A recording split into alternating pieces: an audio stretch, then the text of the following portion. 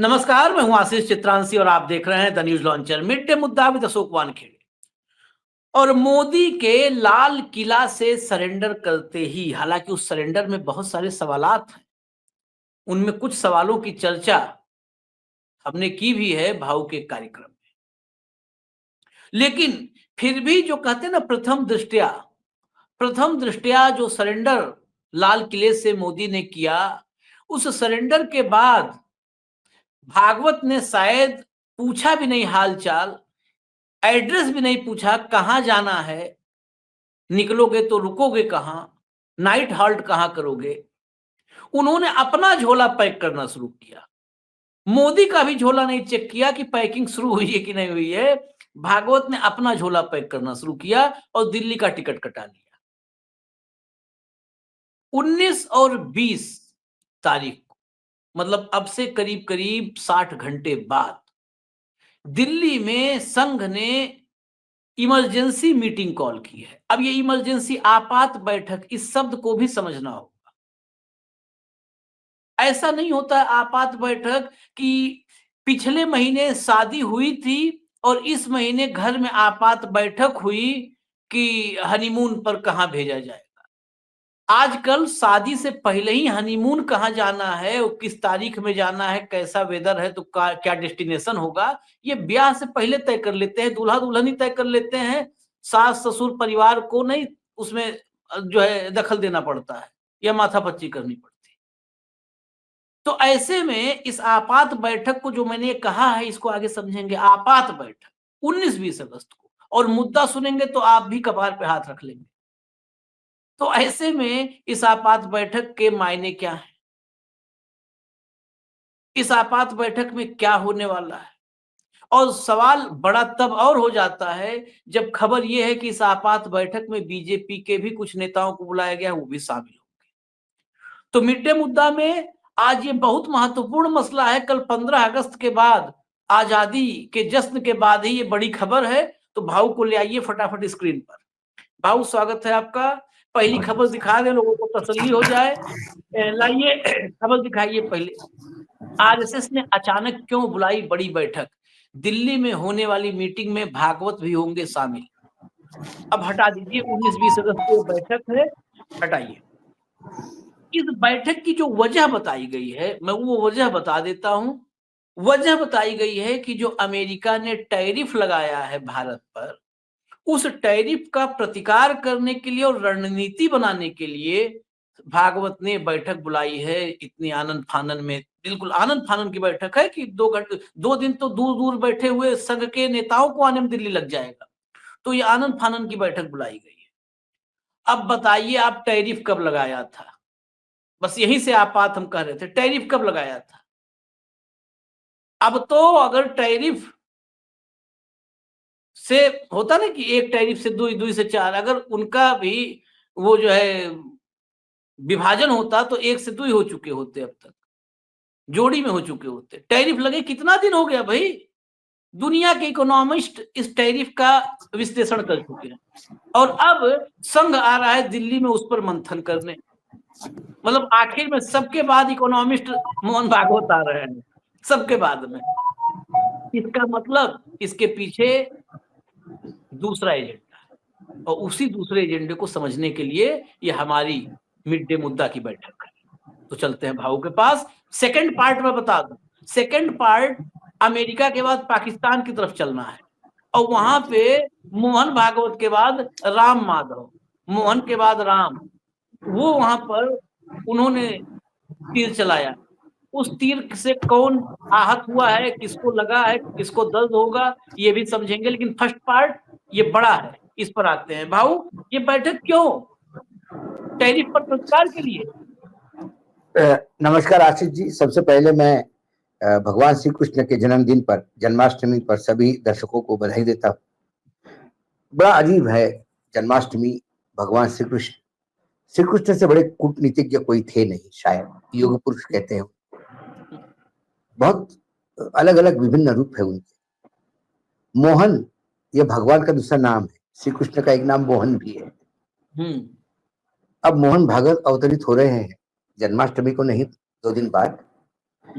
और वो अब डिसाइड करेंगे या मंथन होगा कि क्या अमेरिका ने जो 50% टेरिफ लगाए उसका इंपैक्ट क्या होगा। अब इसके लिए ये सिर्फ मोहन भागवत या 4 इकोनॉमिस्ट नहीं बैठ रहे। मोहन भागवत जी है सरसंघ चालक, दूसरे पोस्ट पे जो संघ के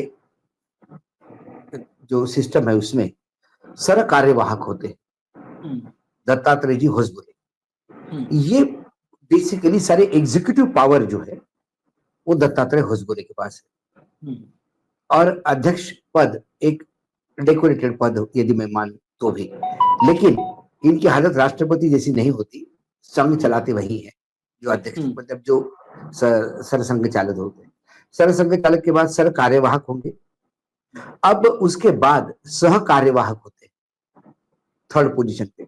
तो 6 सह कार्यवाहक है वो सभी। फिर अखिल भारतीय अधिकारी भी मौजूद रहेंगे। यहां तक ही नहीं, फिर संघ के जो बाकी वो वर्टिकल्स है अलग अलग, भारतीय मजदूर संघ, भारतीय किसान संघ, स्वदेशी जागरण मंच, सहकार भारती, लघु उद्योग भारती, ऐसे जितने भी सहयोगी संगठन है उसमें भाजपा भी आता है। भाजपा भी कुछ अधिकारी रहेंगे और मंथन होगा कि ये टेरिफ से भारत की अर्थव्यवस्था पर क्या फर्क पड़ेगा, हमको क्या करना होगा। इसके 2 मायने हैं। संघ आर्थिक विचारों पे बात करते रहता है, लेकिन फिर उसमें संघ में एक ऐसे कई लोग हैं जो आर्थिक पे ये करते हैं, अलग अलग प्रोफेसर सही है वो करते हैं। सर संघ चालक पहली बार इस आर्थिक मीटिंग में भाग लेते हुए संघ के इतिहास में आपको दिखाई देंगे। ये बात सिर्फ गले इसलिए नहीं उतरती क्योंकि 50% टेरिफ लगाने के बाद बहुत पानी निकल गया नागपुर के नाग नदी से। आज क्यों? और खासकर प्रधानमंत्री जी ने जब 15 अगस्त लाल किले के प्राचीर से संघ की पूरी पूरी प्रशंसा की, और कुछ लोग ये बताने के लिए ललित है कि संघ के स्वयं चालक गदगद है, लेकिन कल हमने भी कई लोगों से बात की, लोग गदगद नहीं, लोग इस बात से भी नाराज है कि किसी भी गोलवलकर जी होगा या हेगड़ेवार जी हो गए, इनका किसी का भी नाम तक उच्चारित नहीं किया। वो कर सकते थे और अपने आप को संघ से जोड़ने की भी बात नहीं कही। प्रधानमंत्री जी ने संघ की प्रशंसा की, लेकिन ये नहीं बोला ये मेरा सौभाग्य है कि मैं भी वहीं से प्रशिक्षित हूं, ये बोलने का भी वो टाल गए। तो ये सारी बातें हैं। अब मुझे लगता है एजेंडा 75 साल नजदीक आ रहे हैं प्रधानमंत्री जी के, साथ ही अध्यक्ष पद का चुनाव बीजेपी बार बार टाल रही है।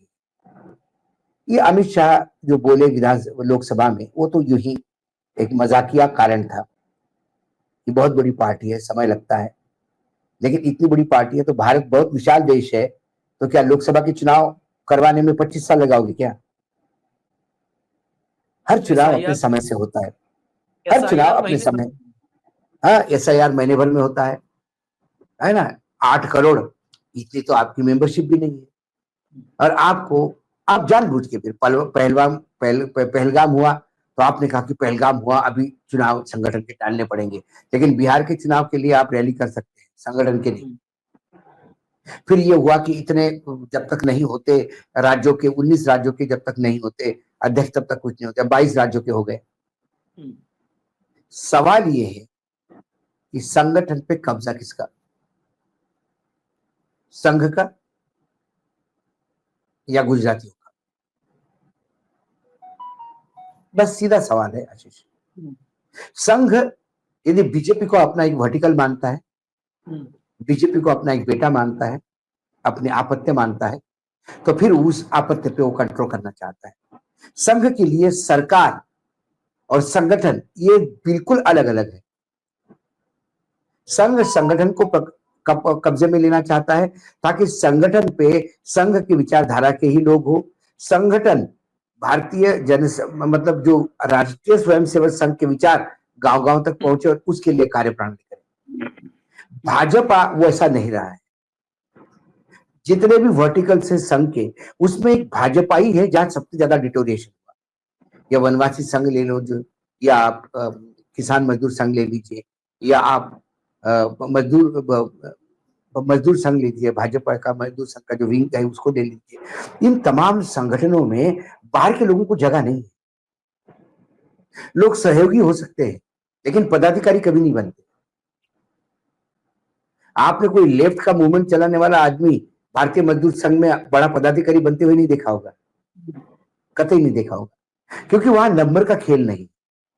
वहां एक संघ है, वो लगातार संघ प्रेरित, विचार प्रेरित, जो संघ के विचारधारा है उससे जुड़े हुए किसान भारतीय किसान सभा में जुड़ते हैं, उससे जुड़े हुए मजदूर, वो मजदूर इसमें जुड़ते हैं। वह नंबर गेम नहीं।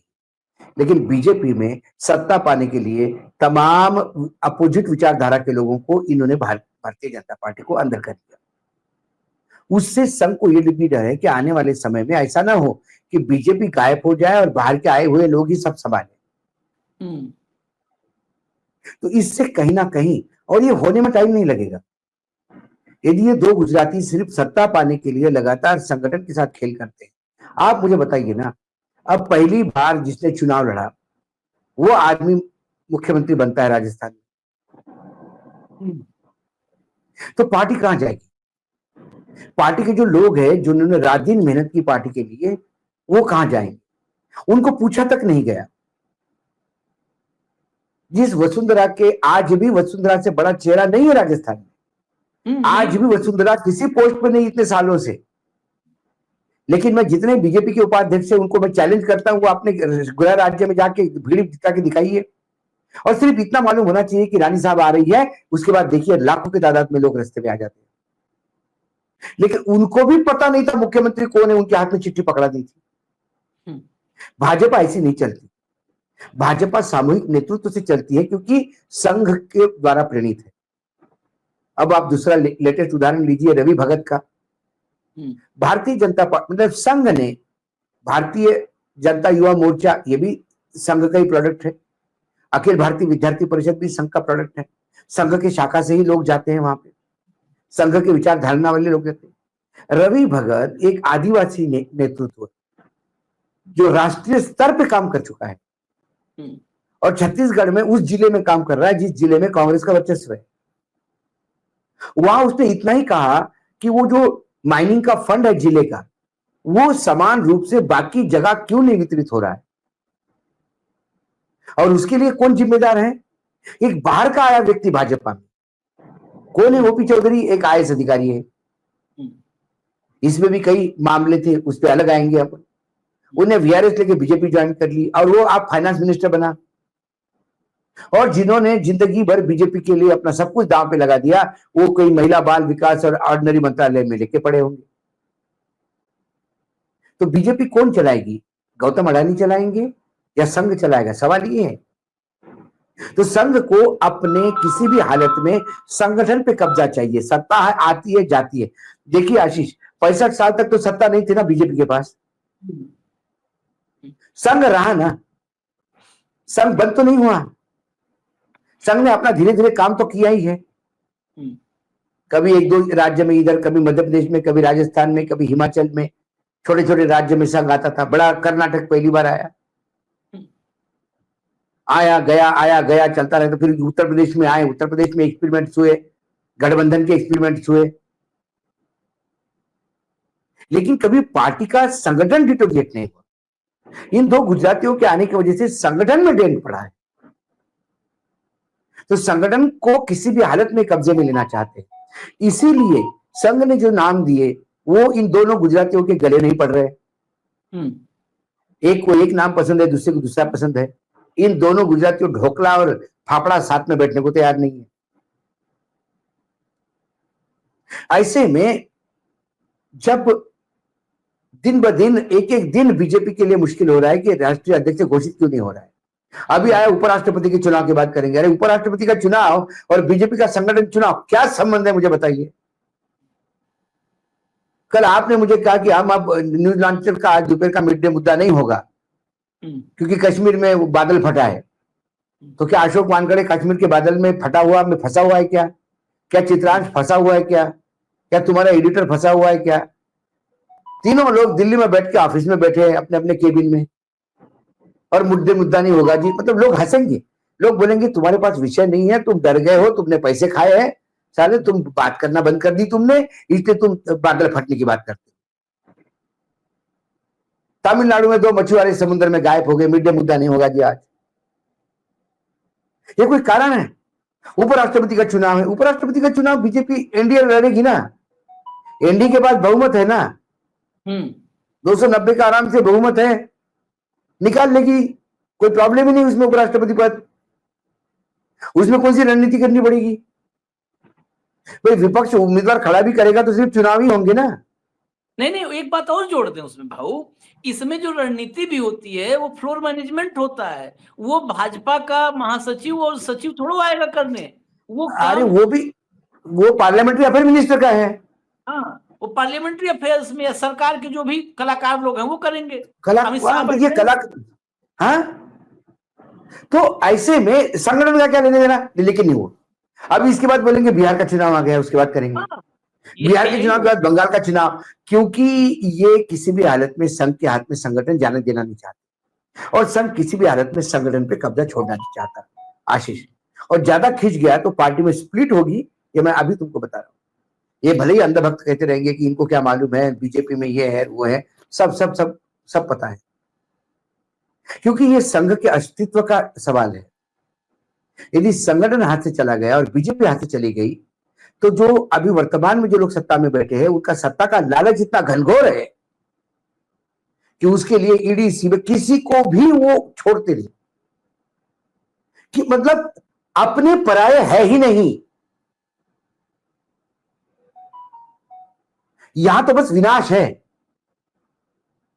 मेरे रास्ते में जो भी आएगा चलो, अडानी के रास्ते में रवि भगत आ गया, चलो साइड को।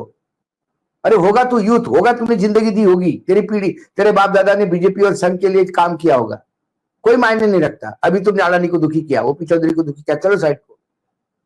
वसुंधरा, क्या लोग जानते नहीं कि एक समय जनसंघ का ऐसा था, बीजेपी का ऐसा था कि लाले पड़े हुए थे पैसों के। हाँ, राजमाता न होती तो राजमाता जी ने अकेले ने बीजेपी चलाई, और क्या चाह राजमाता जी ने कभी मंत्री पद नहीं लिया, कभी नहीं लिया, एक अपने ओरा के साथ वो जीवन जी। उसके बाद चलो राजमाता की बेटी वसुंधरा जी को आपने दिया, तो वसुंधरा जी ने उसके बाद अपनी पोजीशन अर्न की।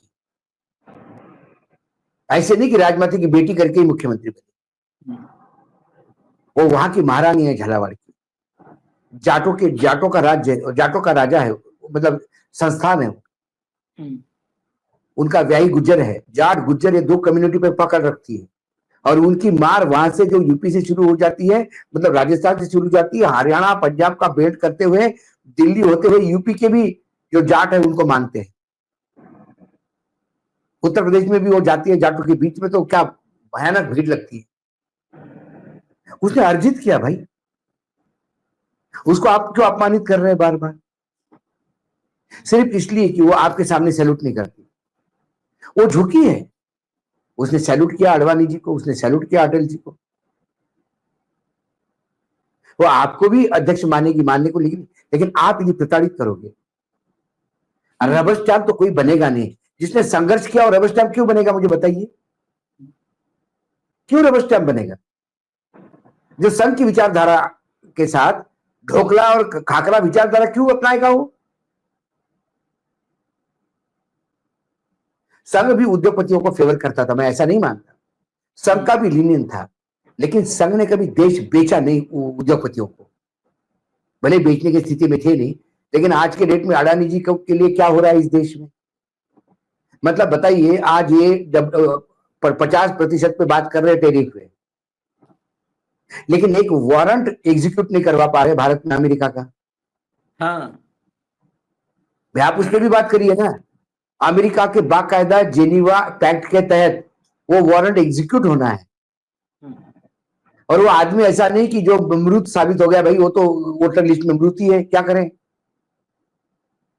इस देश का बड़ा उद्योगपति चौड़ा होकर घूम रहा है, अपने वक्तव्य दे रहा है।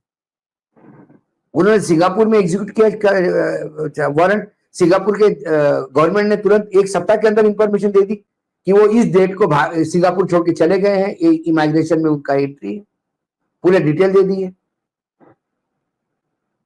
और भारत अभी तक ढूंढ रहा है अडानी जी कहां है, गौतम अडानी, और आप टेरिफ पे बात करने जा रहे हैं। क्या करेंगे आप? धमकाएंगे उसको, ट्रंप को। ट्रंप कहता है खोल दीजिए आपका एग्रीकल्चर और डेयरी, आप सरकार को बोलेंगे खोल दे। जो ट्रंप मोदी जी को ही सुनने को तैयार नहीं, डांटता है, वो सबको क्यों सुनेगा? वो सूर्या गए थे ना अभी बेंगलोर वाले, जो चर्चा है फार्म हाउस में,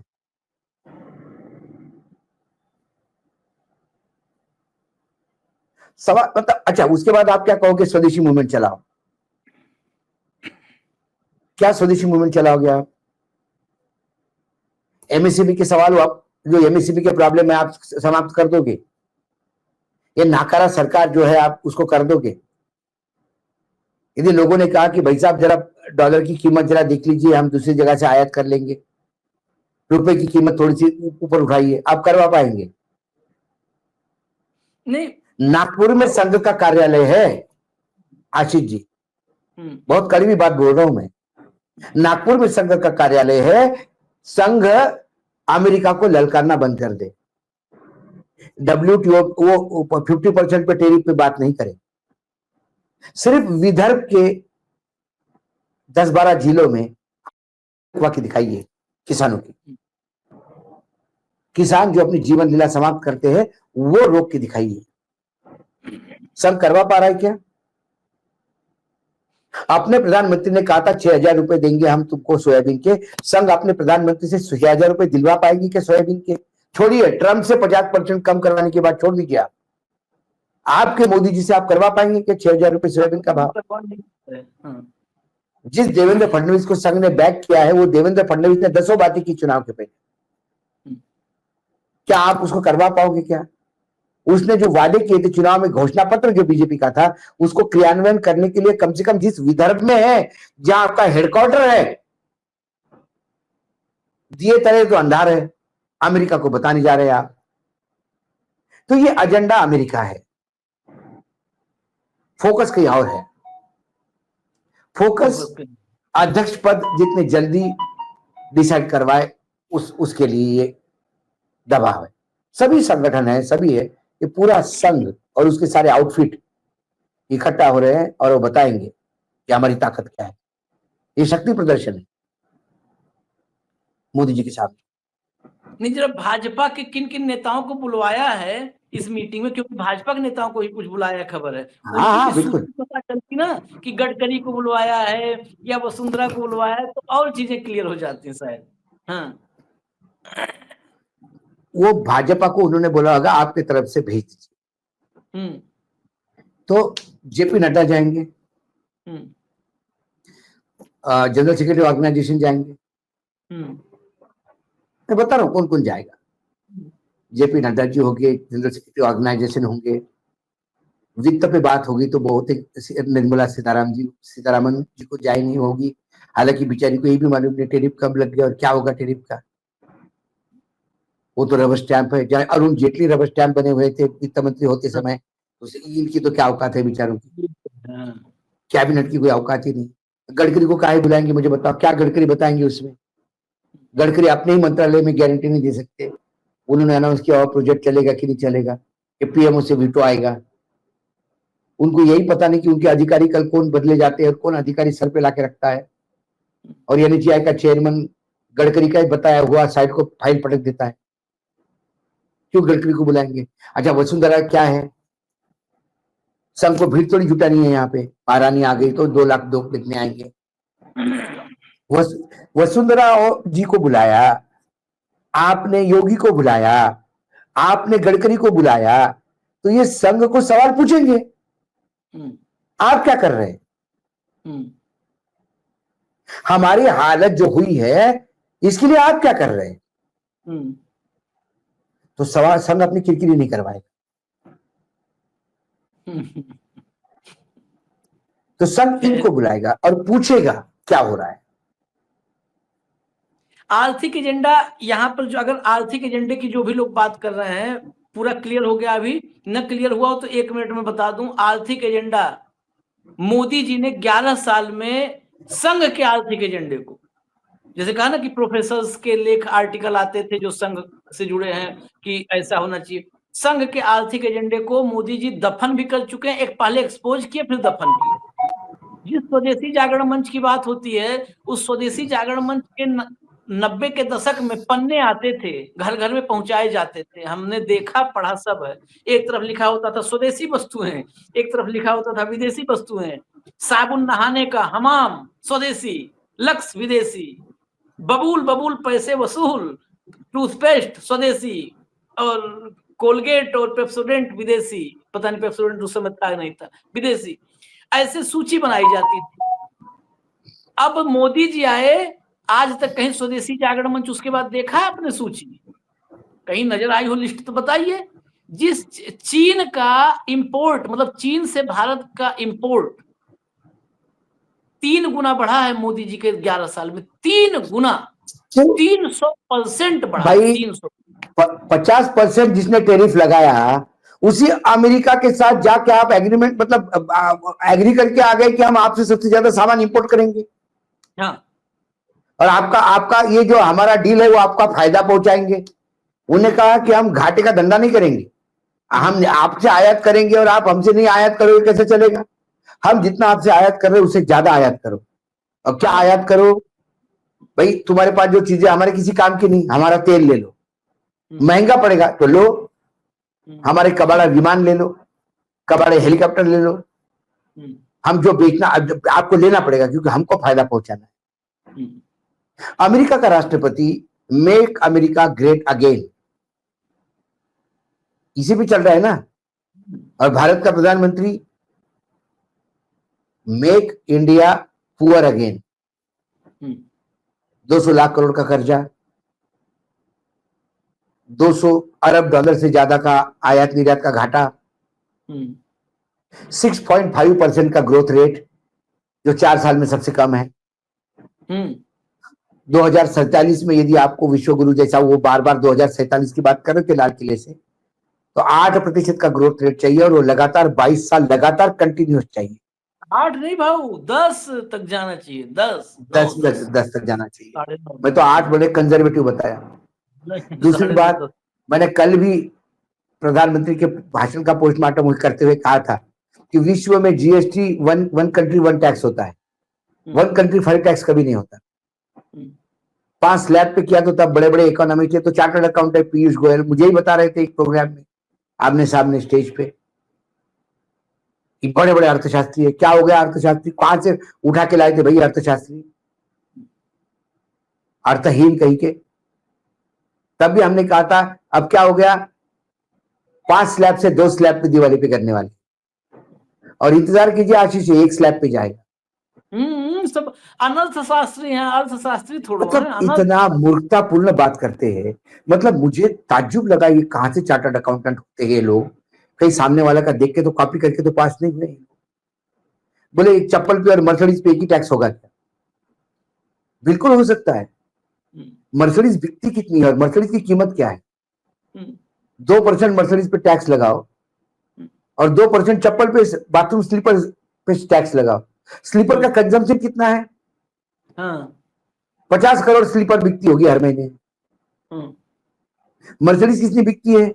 25 हर महीने। मर्सिडीज की कीमत क्या है? स्लीपर की कीमत क्या है? देखिए क्वांटम देखा जाए तो स्लीपर से ज्यादा टैक्स मिलता है मर्सिडीज से, 2% पे। लेकिन क्वांटम क्वालिटी है किसी को नहीं। आंकड़े के साथ, गलत आंकड़े के साथ खेलेंगे। विदेशी भंडार, मुद्रा भंडार भरा बताएंगे, क्यों? तब रुपए में बताएंगे, तब डॉलर में नहीं बताएंगे। रुपया गिर गया तो $100 भी आपके 6,000 से 8,000 के हो जाते हैं। आरबीआई की रिपोर्ट बताती है कि नीचे आ रहा है हमारा भंडार, विदेशी भंडार। और ये लाल किले के प्राचीर से सीना ठोक के कहते हैं कि विदेशी भंडार बढ़ गया हमारा। कहां से बढ़ गया है भाई?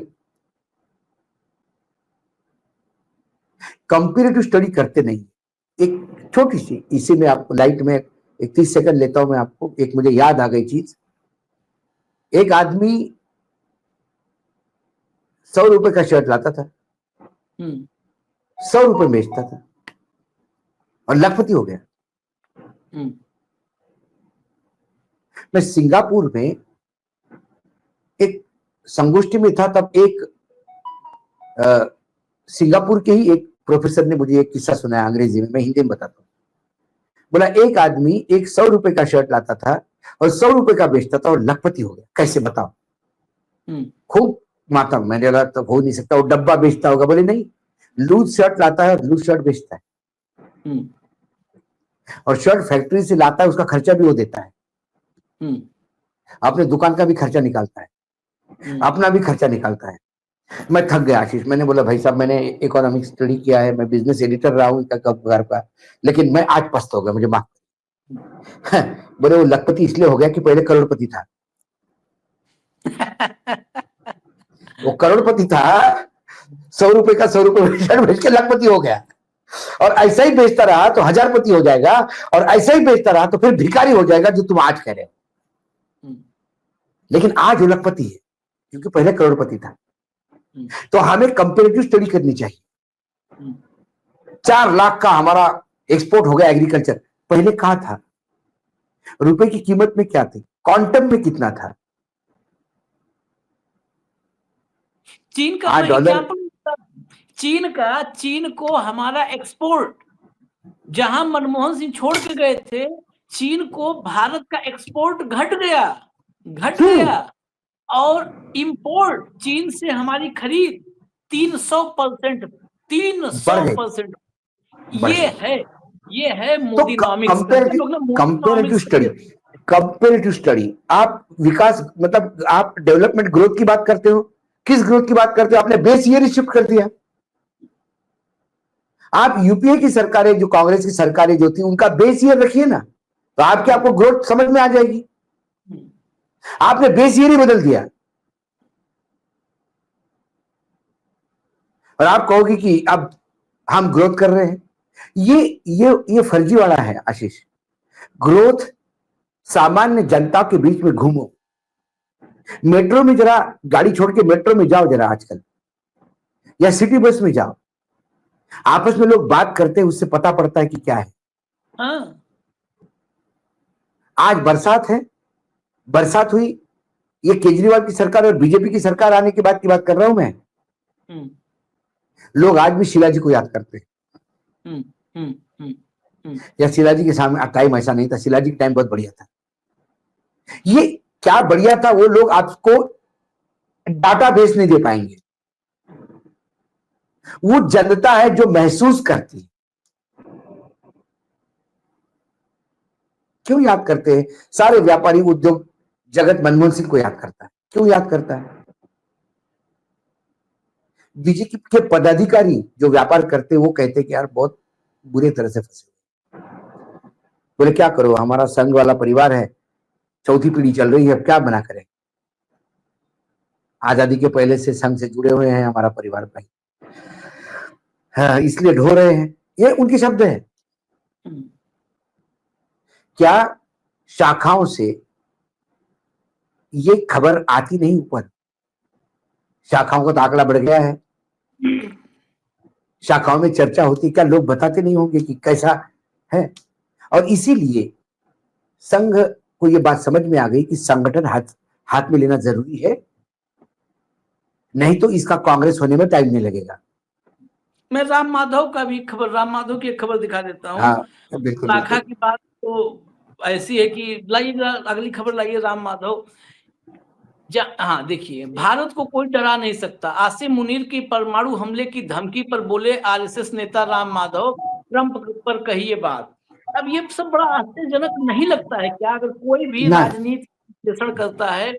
इसलिए मैं कह रहा हूं, आसिम मुनीर ने कब धमकी दी थी? आज हो गए एक सप्ताह। वो धमकी पैदल अमेरिका से चली, धीरे धीरे धीरे धीरे धीरे धीरे अब राम माधव के पास पहुंची वो धमकी। तब राम माधव अच्छा दूसरी मेरे पास आई, अब मैं जवाब आशीष जी, दो विरोधाभास है इस देश में। एक कट्टरपंथी हिंदुत्व है जो बीजेपी हम माने चलो या संघ माने, और दूसरा घोर मुस्लिम पंथी ओएसी माने। ओएसी ने सबसे पहले रिएक्शन दिया, बहुत बुरा रिएक्शन दिया। उनने जो लताड़ा है पाकिस्तान को परमाणु धमकी पे, सत्ता पक्ष भी नहीं बोल पाया। कौन सा इस देश का पक्ष है, सत्ता पक्ष प्रतिपक्ष? मोहन जी, प्रतिपक्ष सुनने में ज्यादा अच्छा लगता है उनको। सत्ता पक्ष, प्रतिपक्ष, विपक्ष, कोई भी कहो, निरपक्ष, इधर का उधर समझ में नहीं आ रहा, रोज बदलते हैं। सब ने एक ही सुर में कहा कि ये पागल है, मूर्ख है, ये इसको क्या औकात है इसकी कि परमाणु की हमको धमकी दे। साइकिल रिक्शे वाले से लेके गौतम अडानी तक, मैं तो गौतम अडानी का भी नाम लेता हूं, वो भी मुनीर के धमकी से डरेगा नहीं, क्योंकि सभी को अपने नेताओं पे कम फौज पे ज्यादा विश्वास है। हमारे फौज ने कभी आज तक इस भारत माता का मस्तक नीचे नहीं होने दिया। उनको कोई फर्क नहीं पड़ता कितना भी चिपा करे। सवाल ये नहीं है कि वो परमाणु हम धमकी दे रहा है, सवाल है कि अमेरिका के धरती पर वो धमकी दे रहा है। सवाल वो है, फ्लोरिडा में उसने बोला मैं विनाश कर दूंगा, ये धमकी उसने दी। क्या अमेरिका की भाषा वो बोल रहा था? सवाल वो है, वो क्या हमारे मिसाइल दागेगा हमारे उस पे? नहीं, राम माधव को ये जवाब देने की जरूरत क्या पड़ी? जब मैंने अभी राम माधव मैंने क्या कहा, ऐसा है कि अभी राम माधव बोलेंगे, जैसा आपने कहा कि 50% की ड्यूटी के बाद आज एकाएक एकदम इमरजेंसी में मीटिंग हुई। मीटिंग इमरजेंसी में होनी थी, सबकी होनी थी, लेकिन एजेंडा कुछ अलग है, फोकस कहीं और है। अच्छा, उसमें से जो निचोड़ निकलेगा क्या भारत सरकार उसको एक्सेप्ट करेगी क्या? या हम अब इस मीटिंग का निचोड़ भी तो निकलेगा, कोई मंथन होगा 2 दिन, मंथन में से कोई एक पेपर भी तो निकलेगा कि भारत को ये करना चाहिए और ऐसा करना चाहिए। क्या भारत अपनी विदेश नीति, आर्थिक नीति संघ के अनुशंसा से बदलेगा? सवाल वो है। यहाँ संघ चालक 10 बार बोलते तो वो वहां पे ट्रोल हो जाते हैं। हर मस्जिद में मंदिर में ढूंढो तो ट्रोल हो गए। उन्होंने 10 बार कहा कि बाहर के लोग जब आप अपने राजनीतिक दल में लाते हो तो आपकी विचारधारा डाइल्यूट हो जाती है। फिर भी इंपोर्ट चली रहा है अभी दबा के अलग अलग राजनीतिक दलों से। कौन सुनता है? यहां बिना डर प्रीत नहीं है। संघ अड़ा हुआ है, ये डर है। संघ ने एक झटका दे दिया तो आप 240 पे आ गए, और झटका देगा तो। कई प्रकार की चर्चाएं हैं आशीष। क्या संघ और राजनीतिक दलों से भी बात कर रहा है? कुछ खबरें हैं, चर्चाएं हैं। धुआं यूं ही नहीं निकलता जब तक चिंगारी या आग कहीं लगी नहीं हो। कई खबरें हैं, रोज आती है, जांच पड़ताल में लगा हूं, और जिस दिन थोड़ा सा मुझे प्रूफ मिल जाए, डंके की चोट पे इसी चैनल पे बताएंगे कि संघ और किस किस से बात कर रहा है। संघ बड़े ऑप्शंस को भी देख रहा है। यदि अब नहीं तो कभी नहीं, ये बात यदि अभी नहीं तो कभी नहीं वाली बात, ये संघ के लिए बहुत जबरदस्त हो गई। और ऐसा नहीं कि संघ ने कभी, ऐसा भी नहीं है कि संघ के इतिहास में कभी संघ ने दूसरे पार्टी को समर्थन नहीं दिया भी है। इस पे चर्चा कभी फिर करेंगे, इस पे चर्चा फिर कभी चर्चा करेंगे। इस मोहन भागवत ने कल मोदी का भाषण बहुत ध्यान से सुना था। हाँ, उसी वजह से ये इमरजेंसी मीटिंग कॉल की गई है। मोदी ने कल अपने भाषण में कहा था, यही समय है सही समय, हाँ। यही समय है सही समय, ये मोदी ने कल कहा था। और भागवत ने उसको तुरंत दिमाग में बैठा कि यही समय है और सही समय है, करो दिल्ली कूच। और दूसरी बात, एजेंडा। एजेंडा देखिए, मीटिंग कभी भी होती है, कभी भी। ये तो संघ है, यहाँ पे तो बहुत सारे जो है ऐसे, चाहे ढकोसले कहे चाहे परंपराएं, कोई भी मीटिंग कॉल की जाती है किसी एनजीओ की, 5 आदमी के ट्रस्ट की, कुछ भी हो, तो एक एजेंडा बताना पड़ता है। तो एजेंडा बताने के लिए एजेंडा बताया गया है। अब क्या एजेंडा ये बता देते कि मोदी को हटाने आ रहे हैं? मोहन भागवत के आने से पहले ईडी पहुंच जाती वहीं नागपुर संघ दफ्तर में। तो ये समझ लीजिए, एजेंडे पे मत जाइए, एजेंडा ये बताने के लिए है। संघ की स्थिति भी बहुत अच्छी नहीं है। मोदी जी की नजर, वक्र दृष्टि, जो अभी ग्रहों बताया था भाव ने, तो वक्र दृष्टि मोदी जी की संघ पर है। मोदी जी स्वगृह में बैठ के वक्र दृष्टि से नागपुर देख रहे हैं। नागपुर देख रहे हैं, और हाँ, उसका उदाहरण बताऊं। नागपुर ट्रांजिट में है। 1 महीने के बाद स्वगृह लौटेंगे। उसके बाद बाकी जो छोटे छोटे ग्रह है, जिनकी सबकी कल 19 तारीख को मीटिंग है, सब अपना ट्रांजिट पीरियड बताएंगे। फिर देखेंगे किसकी वक्र दृष्टि किसी पे पड़ती है, कौन अपना सहग्रह है, कौन मित्र ग्रह है, कौन विपरीत ग्रह है। ये सारी अभी कुंडली 19 तारीख को इस विचार बीसेगी दिल्ली में। प्रयास करेंगे अंदर की खबर ले आए, प्रयास करेंगे विश्लेषित करके आपके सामने लाएं। हाँ, अंध भक्त आज के हमारे प्रोग्राम को हंसेंगे जरूर, क्योंकि वो भक्ति में अंध हो गए, कुछ नहीं कर सकते। उनके लिए तो जो कहा है गदगद हो गए हैं। और उनके लिए कल का भाषण यूनिक भाषण था। कल का भाषण पहली बार उन्होंने सुना, जो इसके ऐसा अजूबा कभी सुना नहीं था। कई चीजें हैं, कई देखने को मिलती है सोशल मीडिया पर, लेकिन यही अंध भक्त ही संघ के लिए ज्यादा खतरे की घंटी है। इसीलिए मोहन भागवत को जल्दी होनी चाहिए, अगर नहीं है जल्दी तो होनी चाहिए। इन्हीं अंध भक्तों ने उनको ट्रोल किया था जब उन्होंने ये बात कही थी। यही अंध भक्त शंकराचार्य को भी ट्रोल करते हैं। यही अंध भक्त किसी को भी ट्रोल करने की औकात रखते हैं, क्योंकि उन अंध भक्तों को 1.5 रुपया भी मिलता है ट्रोल करने का, जो अभी संघ देने की स्थिति में नहीं है। और हमेशा संघ क्या यहाँ पे इनकमिंग कॉल रहे हैं, आउटगोइंग तो हुए नहीं, आशीष बंद है हमेशा से, वो हमेशा बंद है। कभी खुला ही नहीं वो। चलिए इजाजत दीजिए। धन्यवाद भाऊ, बहुत बहुत धन्यवाद। न्यूज़ 11 देखते रहिए। नमस्कार। नमस्कार।